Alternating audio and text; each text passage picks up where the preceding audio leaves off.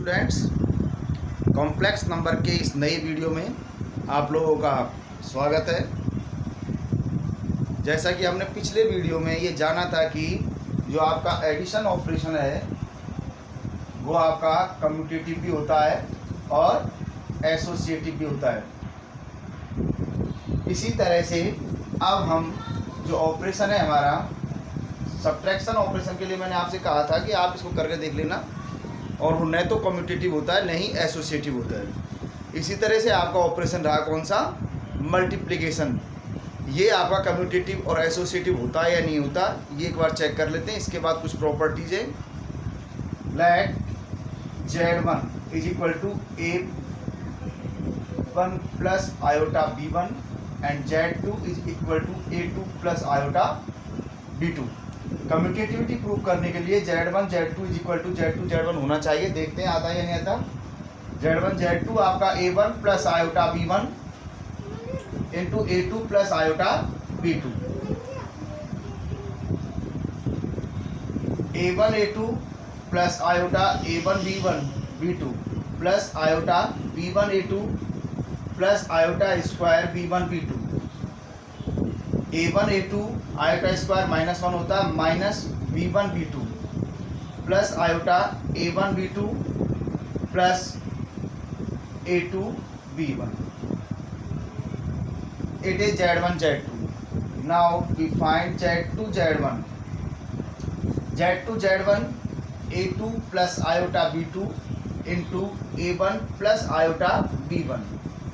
Then it is A1 A2 और A2 A1 एक ही चीज़ होती है, आप जानते हो इसको, क्योंकि A1 A2 B1 B2 real numbers हैं। Plus iota A2 B1 plus iota B2 A1 plus iota square B1 B2। Then it is A1 A2 minus B1 B2 plus iota A2 B1 plus A1 B2। यह आपका Z2 Z1 हो गया, ठीक है, क्योंकि A1 A2 और B1 B2 same ही होते हैं। तो हम यहाँ देखते हैं कि आपका ये Z1 Z2 और Z2 Z1 क्या आया है, सेम आया है। Z1 Z2 is equal to Z2 Z1। So the operation of multiplication is commutative. Similarly आप इसको फाइंड कर लेना। एसोसिएटिविटी, ये भी एसोसिएटिव भी होता है। इसे प्रूव करने के लिए क्या करेंगे, Z1 Z2 और Z3 तीन एलिमेंट लेने किसके, कॉम्प्लेक्स नंबर के, और यहाँ आप प्रूव करके देखना Z1 Z2 Z3 is equal to Z1 Z2 into Z3। ये हम फाइंड कर सकते हैं। इसका मल्टीप्लाई पहले ये करना है, फिर उसके बाद Z1 के साथ, और आप देखोगे कि ये आपका सेम ही आ जाएगा। जब ये सेम आ जाए तो इसका मतलब ये ऑपरेशन आपका कम्यूटेटिव और एसोसिएटिव दोनों हो जाएगा। इसे आप प्रूव कर सकते हो आराम से। अब नेक्स्ट प्रॉपर्टी जो मैं आपको समझाने जा रहा हूँ वो इस तरह से है। मॉडुलस ऑफ कॉम्प्लेक्स नंबर, उस दिन हम पढ़ चुके थे कि मॉडुलस ऑफ कॉम्प्लेक्स नंबर क्या होता है। Z is equal to A plus iota B है आपका। तो modulus of Z is equal to under root A square plus B square होता है। Real part of complex number का square plus imaginary part of complex number का square, इसका root आपका क्या कहलाता है, मॉडुलस कहलाता है। तो मॉडुलस की कुछ प्रॉपर्टी है, आप समझ लीजिए। First, mod Z is equal to 0। तो चेक करते हैं कि Z सारे क्या हैं आपके, कॉम्प्लेक्स नंबर है। मॉड Z इक्वल टू 0 का मतलब क्या हुआ, मॉड Z इक्वल टू 0 का मतलब हुआ A square plus B square is equal to 0। It means square both of side, it means A square plus B square equal to 0। Correct. अब हम जानते हैं इस तरह से बेटा, यदि A1 A2 is equal to 0 होता है तो वहाँ A1 इक्वल टू 0 और A2 इक्वल टू 0 ये होता है। यानी दोनों में से कोई सा भी एक 0 हो जाए, या A1 0 हो जाए या A2 0 हो जाए, दोनों में से कोई सी भी एक डिजिट अगर 0 के इक्वल हो जाए तो A1 A2 0 हो जाएगा। लेकिन यदि हम दो डिजिट्स का क्या करें, एडिशन करें, तो वो 0 के इक्वल तब होता है जब A equal to 0 and B equal to 0। इसके अलावा आपके पास कंडीशन नहीं है कि ये 0 के इक्वल हो जाए, ठीक है ना। तो यहाँ पर एक कंडीशन और है कि a equal to minus B हो या b equal to minus A हो, तब हो सकता है, लेकिन वो तो सेम ही चीज़ हो गई। यहाँ पर a और b दोनों डिफरेंट कॉम्प्लेक्स नंबर हैं, तो ये a square plus B square equal to zero तब हो सकता है जब a square equal to zero and b square is equal to zero. When a square equal to zero then a equal to zero and b square equal to zero then b equal to zero. तो a क्या है यहाँ पर? Real part of complex number, और b क्या है? Imaginary part of complex number. इसका मतलब ये हो गया if mod z equal to zero then real part of z is equal to zero and imaginary part of real number is equal to zero. यानी mod A square इसका magnitude zero तब आता है जब ये आपका जीरो प्लस आयोटा जीरो होगा, तब जीरो आता है, नहीं तो नहीं आता है। तो ये फर्स्ट प्रॉपर्टी हुई, आपको मैंने प्रूव करके बताई, आपको समझ में भी आ गई होगी अच्छी तरह से, और ये आपके लर्न भी हो जाएगी। इसी तरह से आगे प्रॉपर्टीज और समझते हैं हम, क्योंकि ये आपको प्रूव करने का कारण मेरा यही है कि आप इनको अच्छी तरह समझ सकें और आगे जो भविष्य में आपके क्वेश्चन प्रॉब्लम्स आएंगी उनको आप कर सकें। क्योंकि आईआईटी वगैरह में ये डायरेक्ट जो ऑब्जेक्टिव क्वेश्चन होते हैं उनके लिए ये तैयार कर रहा हूँ मैं आपको। मॉड जेड और एक आपको बताया था मॉड जेड बार, ये प्रॉपर्टी मैं आपको लगभग प्रूव करा चुका था, और माइनस मॉड जेड, ये तीनों इक्वल होते हैं। चाहे आप मॉड जेड निकालो, चाहे आप मॉड जेड बार निकालो, चाहे मॉड ऑफ माइनस जेड, ये आपको मैं समझा चुका था कल पिछली वीडियो में। आपने देखा होगा कि मॉड जेड का मॉड जेड यानी मैग्नीट्यूड ऑफ जेड क्या आएगा? A square plus B square. Z bar is equal to होता है ए माइनस आयोटा बी, तो modulus of z bar is equal to क्या आ जाएगा? Under root. इसको एक्चुअल में क्या लिख सकते हैं? ए प्लस आयोटा माइनस बी। यहाँ पर इमेजिनरी पार्ट क्या है? माइनस बी है, तो ये A square plus minus B का स्क्वायर यानी it is under root A square plus B square. Minus Z का मतलब हो गया minus A minus iota B, यानी ये आपका minus A plus iota minus B. Then mod of minus Z is equal to भी क्या आएगा आपका? Under root minus A square plus minus B square, then it is under root A square plus B square. Correct? ये तीनों values आपकी क्या होती हैं? सेम होती हैं। इसके बाद थर्ड प्रॉपर्टी है, इन्हें आप सॉल्व करके देखना। थर्ड प्रॉपर्टी आपको ये भी है कि देखिए माइनस मॉड जेड और माइनस मॉड जेड ये दोनों चीज नॉट इक्वल हैं। ये तो माइनस जेड का मैग्नीट्यूड है और ये मैग्नीट्यूड का नेगेटिव है, तो ये दोनों सेम नहीं है, ये दोनों अलग अलग चीज़ हैं। समझ रहे हो ना? तो आपको पता है कि यदि मेरे पास एक कॉम्प्लेक्स नंबर जेड ये है 3 प्लस 4 आयोटा, तो modulus of Z is equal to क्या आएगा? 9 प्लस 16 आ जाएगा, यानी 5 आएगा, और माइनस मॉडुलस ऑफ जेड कितना आ जाएगा? -5 आ जाएगा। यही हुआ ना इसका मतलब?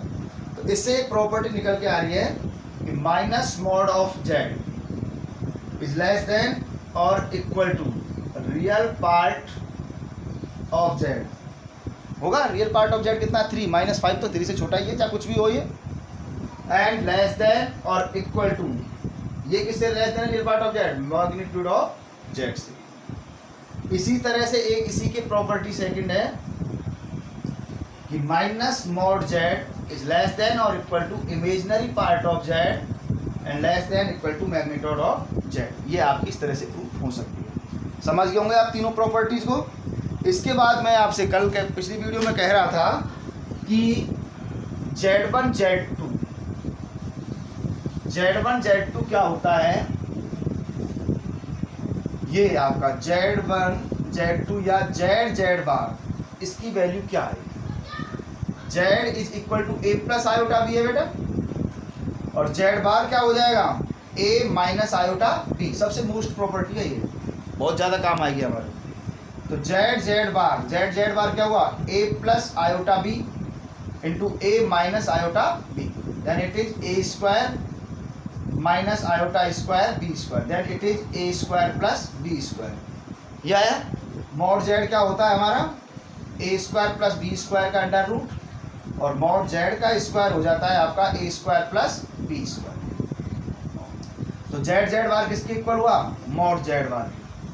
तो हम इसको डायरेक्ट यूज में ले सकते हैं कि Z bar is equal to magnitude of Z का होल स्क्वायर। समझ गए होंगे आप इसको अच्छी तरह से।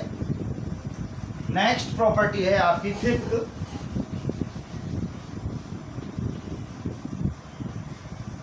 प्रॉपर्टी आपकी magnitude of Z1 Z2 is equal to magnitude of Z1 into magnitude of Z2। आप लेट करके कर लेना इसको अच्छी तरह से, ये प्रॉपर्टी आपको आ जाएगी समझ में।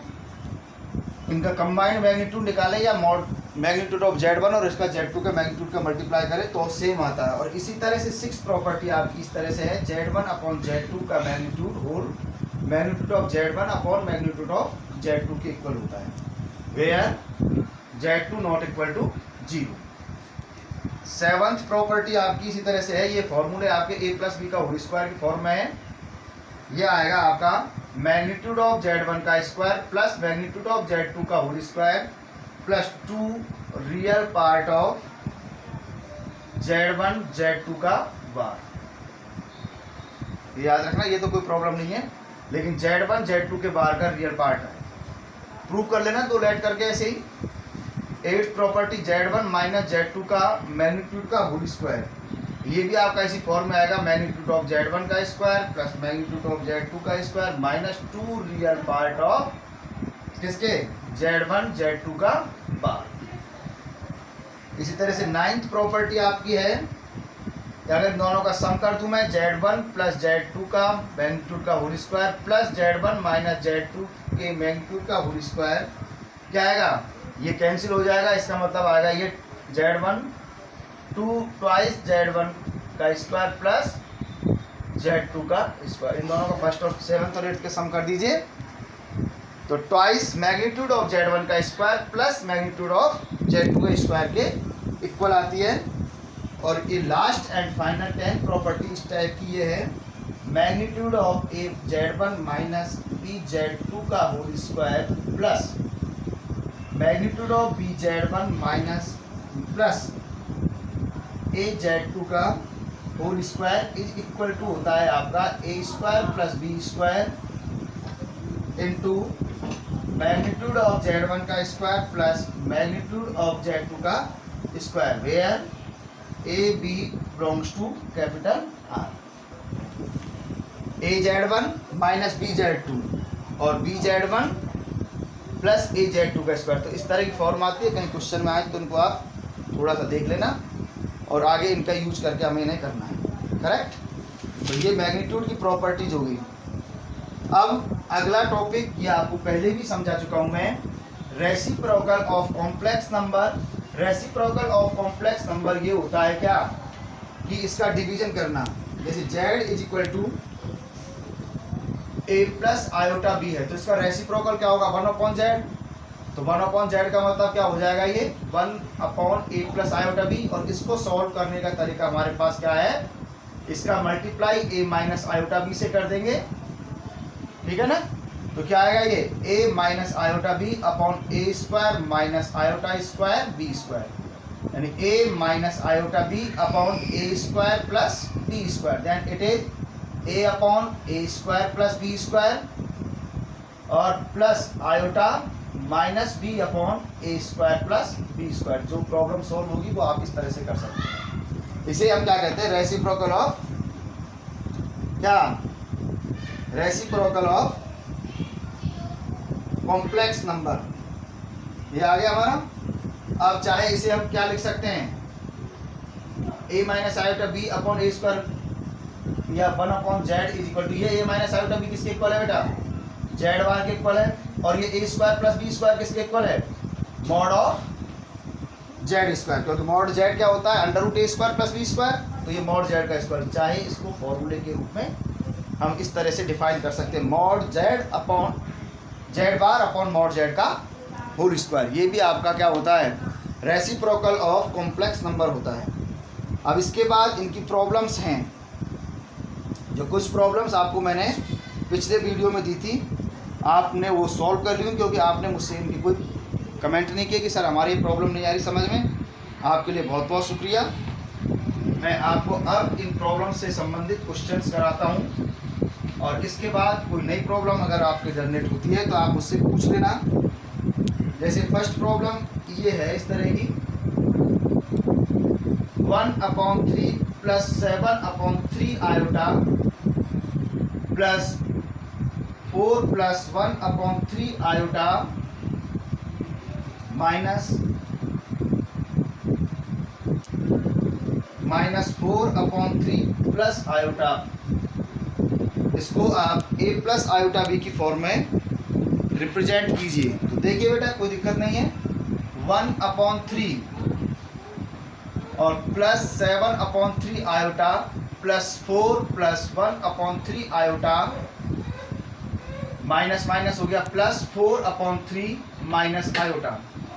Then it is 1/3 plus 4 plus iota 7/3 plus 1/3 plus 4/3 minus iota upon 1 LCM 3 1 plus 12 LCM 3 7 plus 1 13/3 plus iota 8/3 plus 4/3 minus iota.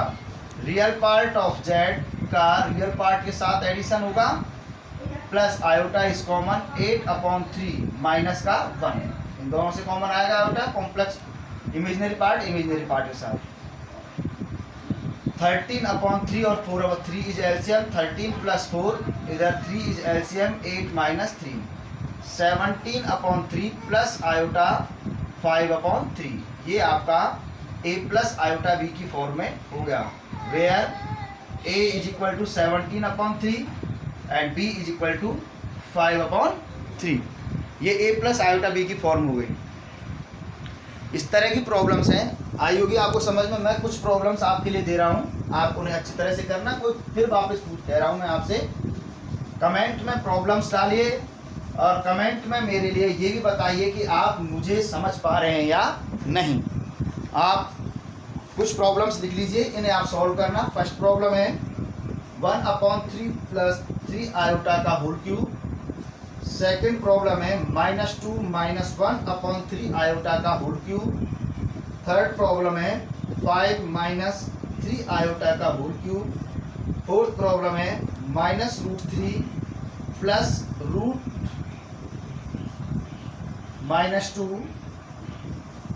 2√3 minus iota. ये 4 प्रॉब्लम्स है, इन्हें आप सॉल्व करना और मुझे बताना कि ये आपसे हुई या नहीं हुई। कमेंट्स करना, क्योंकि 3 दिन बाद 2 या 3 डेज बाद आपकी वीडियो आती है, तब तक के लिए मैं आपका इंतज़ार करूँगा। मेरे लिए ये भी कमेंट करो कि मैं आपको समझा पा रहा हूँ या नहीं समझा पा रहा हूँ। मेरे लिए ये भी आशा करता हूँ कि आप मेरे चैनल को अधिक से अधिक सब्सक्राइब करेंगे और लाइक करके शेयर करेंगे। मैं आपसे ये भी उम्मीद करना चाहता हूँ कि आप मेरे पढ़ाए हुए को बहुत अच्छी तरह समझ के उसका यूटिलाइज करेंगे अपनी IIT की तैयारी में, और अच्छी तरह समझ में आता है तो आप मेरे चैनल को सब्सक्राइब, लाइक और शेयर कीजिए और बताइए कि हमें अच्छी तरह कॉम्प्लेक्स नंबर समझ में आएगा। धन्यवाद।